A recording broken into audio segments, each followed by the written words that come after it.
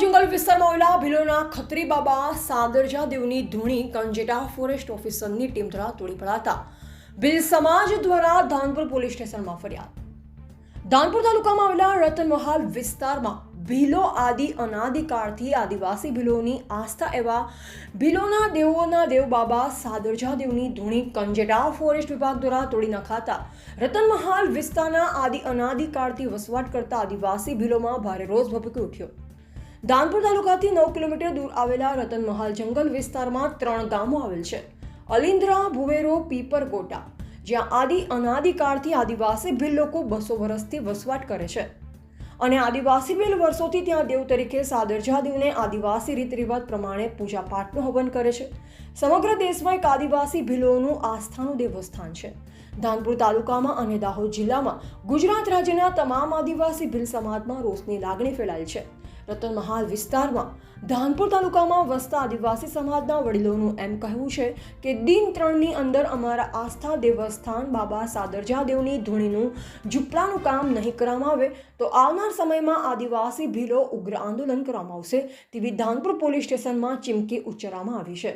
જો એમાં પણ ન માનવામાં આવે તો ગુજરાત, રાજસ્થાન, મહારાષ્ટ્ર, મધ્યપ્રદેશના આદિવાસી ભીલ ભેગા મળી રતનમહાલમાં આંદોલન કરી બાબા સાદરજા દેવના ઝોપડું બનાવવામાં રોકવાની કોઈની તાકાત નથી તેવી આદિવાસી ભીલ સમાજ ધાનપુરે છે। ઉપરાંત તો વર્ષોથી ત્યાં ગાડી એક લાકડાના ડંડા ઊભા રાખી અને ત્યાં ગાડી ધૂણી જલતી રહે એના માટે વ્યવસ્થા કરેલી હતી, પણ આ વર્ષે દેવની સ્થાપના કરવામાં આવી ત્યારે થોડોક એમાં સુધાર કરી અને 6 પિલર ઊભા કરવામાં આવેલા, ઉપર થોડુંક છાપરું આપીને ચાટપટ્ટી નાખવામાં આવેલી કે જેથી કરીને અમારા જે દેવ ધણીની જે ઉપાસના આસના કરવામાં જે કંઈ લોકો આવે ત્યાં આગળ અને બેસીને સારી રીતે પૂજા આરાધના કરી શકે એના માટે। પણ આ ધૂણી પર જે કંઈ પિલર નાખેલા હતા અને એક છાપરું બનાવેલું હતું એને તોડી પાડવામાં આવ્યું છે। તો ત્રણેય ગામોના લોકોનું એવું કહેવું છે કે અમારી એક તાણની પૂર્વ પટ્ટીની અંદર દરેક માણસ અમારા સાદરજા દેવનો ત્યાં આગળ સ્થાનક છે અને આ લોકોનું એવું કહેવું છે કે અમારી આસ્થાને ઠેસ પહોંચી છે, રાતના આવીને આ તોડફોડ કરી છે એને ત્વરિત તાજા કલમની અંદર 3 દિવસની અંદર જે તે અમારો ન્યાય મળવો જોઈએ એ હિસાબે અમે આ તમામ ગામના લોકો અમારી સાથે આવ્યા છે। તો એનો જે કંઈ નિકાલ હોય એ અમારો સત્વરે થાય એના માટે અમે નમ્ર રજૂઆત કરીએ છીએ। આપણું નામ?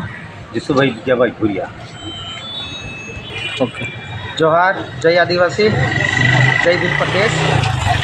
આજરોજ અમે ધાનપુર પોલીસ સ્ટેશને 3 ગામોના આદિવાસીઓ અહીંયા ભેગા થયા છે કે આજથી 10 દિવસ પહેલાં જે અમારા જે પૂર્વજ જે સાદરજા દેવ તરીકે અમે એને માનીએ છીએ એની જ્યારે મૂર્તિની સ્થાપના કરવામાં આવી હતી ત્યારે સાઈડમાં એની ધૂણી નાખવામાં આવી હતી। એ ધૂણીને ફોરેસ્ટ ખાતા દ્વારા તોડી નાખવામાં આવેલી છે।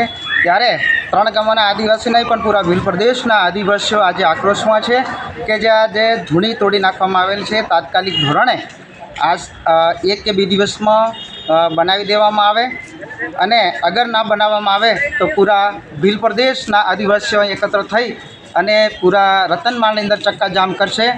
આજે હું કહેવા માગું છું કે દેશના સુપ્રીમ કોર્ટના જજમેન્ટ પ્રમાણે દેશના 5 જાન્યુઆરી 2011ના જજમેન્ટ પ્રમાણે આ દેશના મૂળ માલિક આદિવાસીઓ છે।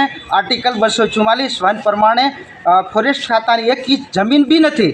તો આજે અમારી પોતાની જમીન ઉપર જ્યારે અમે જે અમારા જે પૂર્વજોનો જ્યારે ધૂણી બનાવવામાં આવતી હોય ને જ્યારે એને નુકસાન કરવામાં આવે કોઈ સંજોગોમાં અમે ચલાવીને લેવામાં આવે અને અગર આજે અમે સંવિધાનમાં માનીએ છીએ અને અગર જો 2-3 દિવસની અંદર જો સરકારના જે કોઈ બી અધિકારીઓએ જે નુકસાન કર્યું છે એ તાત્કાલિક ધોરણે જો કામ પૂર્ણ નહીં કરવામાં આવે તો અમે આજે સંવિધાનમાં માનીએ છીએ, ફરી સંવિધાનમાં બીને માનશું અને આર પારની લડાઈ બી કરીશું। જોહાર, જય આદિવાસી, ઉલગલાન જારી રહેગા।